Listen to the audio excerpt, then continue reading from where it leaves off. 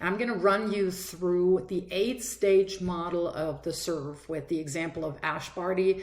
Dr. Mark Kovacs developed this stage model, and I do love it a lot because when I do analyze my clients, it really allows me to pinpoint exactly in what stage my client is struggling and where we can start fixing things. So I'm using the stage model, again, Ashley Barty, and let's get into the starting phase. So the first thing that you're seeing is Ash Barty lined up. She has her left foot almost parallel to the baseline. A lot of times you hear the left foot points to the net post. That's perfectly fine. That's also completely correct. The middle of the left foot here is lined up with the heel. The stance is a little bit more than shoulder wide for easy shifting, for easy rocking of the weight. The right hand, the dominant hand, of course, is in a continental grip, and the left hand loosely holds the ball to the bottom of the racket. So those are just fundamental things that you do want to have when you're serving. And then I'm going to run this forward into stage 2, the release. And before we get there, here's one thing that I really like, and I do like to teach it. The left hand here is touching the thigh. And I was taught that as touch and go. So the left hand comes down to the thigh and then lifts up towards the release of the ball. And what that does is whenever you touch your thigh, you always have the same starting position. So there's no variable anymore when you're doing that. As you see, the left arm is almost entirely extended, and she's bringing the ball up to release it about eye level, forehead level. And the arm, as she's releasing it, is parallel to the baseline. So here's one thing that really has changed in the evolution of tennis. The old saying, down together and up together, is not correct anymore. So you clearly see here that while the left arm is coming up to the release of the ball, the right arm is still not lifted a whole lot. And what that really does is when she's coming up with the right arm, it's almost like a whipping motion and really helps with accelerating. So down together, up together is not really there anymore. So then we get into the loading, and this is really where it's really important that you are getting all the fundamentals right. Whatever you do, in my opinion, to get up to this point does not matter, that's style, but you have to get into this position. Whether you use a pinpoint or foot up position here or a platform stance, think more about Federer, doesn't matter as long as you're getting into this stage. And the really important part here is the loading of the back leg. So one myth, unfortunately, that I'm hearing over and over is you have to push your left hip over the baseline. And that is not what we want. What we want is to explode up and out to the ball. So the action to cause that reaction is to actually have this right shoulder and right hip tilt as well as a rotation.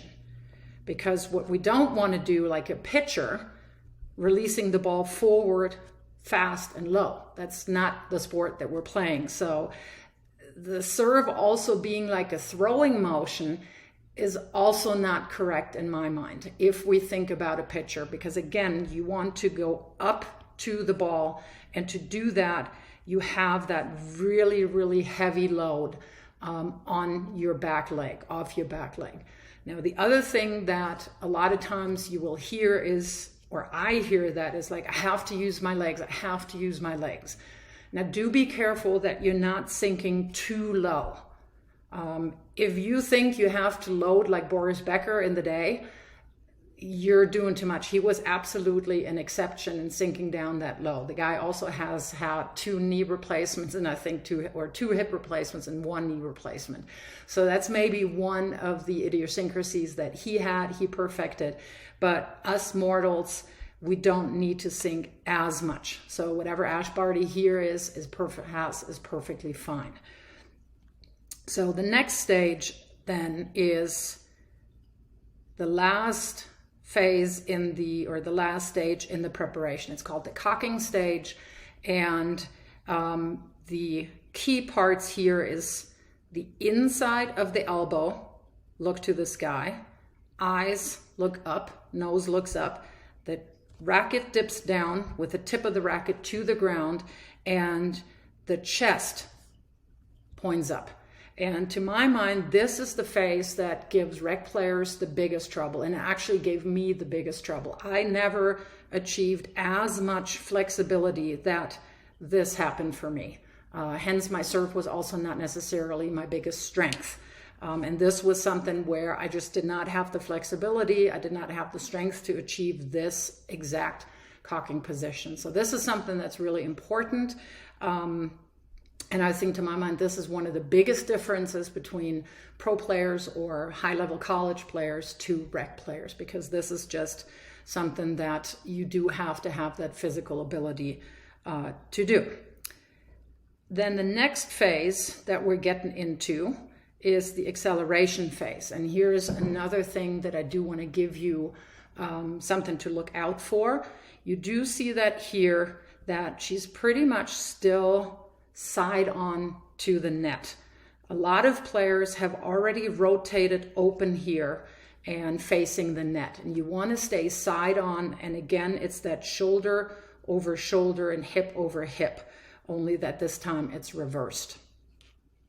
At this phase here, the racket accelerates up to the ball. The left hand is already starting to tuck in front of your belly button, and that's just almost like a seesaw motion.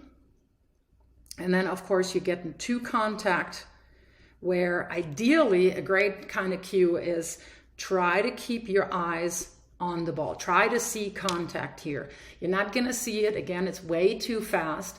But if you keep your eyes on the ball, your head looks up, and wherever the head goes is where the rest of your body follows. So if you keep it up, you can now use all that energy that you stored in the loading phase, created in the loading phase. You can now release that and go up and out to the ball.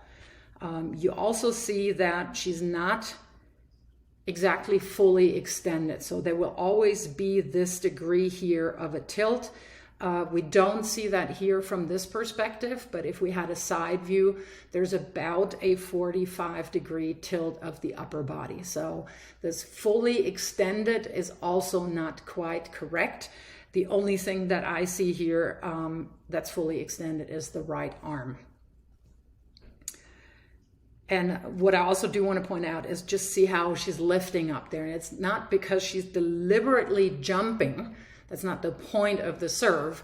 It's because she loaded so heavily that she just lifts off, right? And that is another thing that I'm hearing a lot. It's like, well, I have to jump into my serve.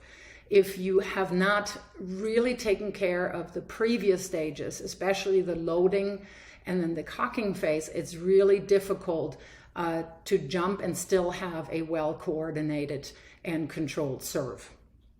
So do be careful on that. The next stage is stage number 7. That's the deceleration.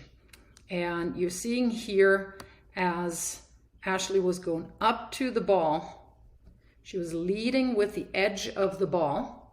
And that doesn't matter whether you hit a flat serve, kick serve, or a slice serve.